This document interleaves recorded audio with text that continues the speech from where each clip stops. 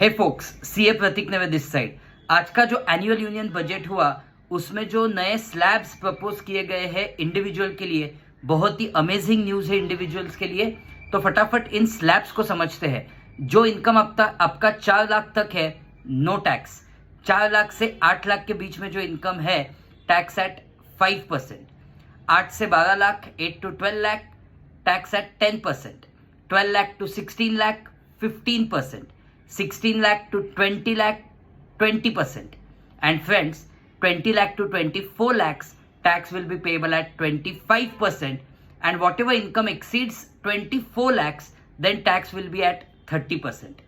ये करंट जो चल रहा है उसके मुकाबले बहुत ही वेलकम चेंज है, बिकॉज करंटली 15 लाख के आगे जब इनकम जाता है, then tax is at 30%. So friends, this is to be followed in 115 BAC, that is now the default tax regime. जैसे आप सब लोगों को पता है, ये एप्लीकेबल होगा फाइनेंशियल ईयर 25-26, मतलब इनकम टैक्स की भाषा में PY 25-26, मतलब AY 26-27 से ये अप्लाई होगा। सो दोस्तों, I hope you have understood this. एक रिबेट वाला पॉइंट इंपॉर्टेंट है जो निर्मला मैम ने एम्फोसाइज किया कि up to 12 lakhs no tax will be payable. मतलब ये नहीं है कि बेसिक एग्जम्पशन लिमिट 12 lakhs है, इसका मीनिंग बिल्कुल ये नहीं है।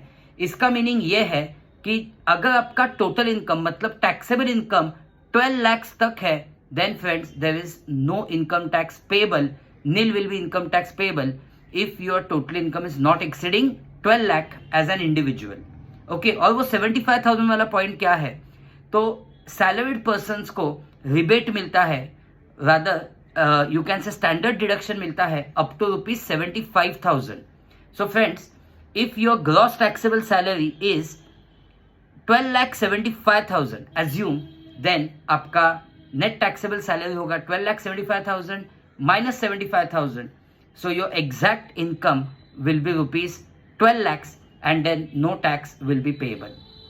Okay, so you have to understand, अगर आपका इनकम 12 लाख से आगे जाता है, then the normal slabs are applicable to you.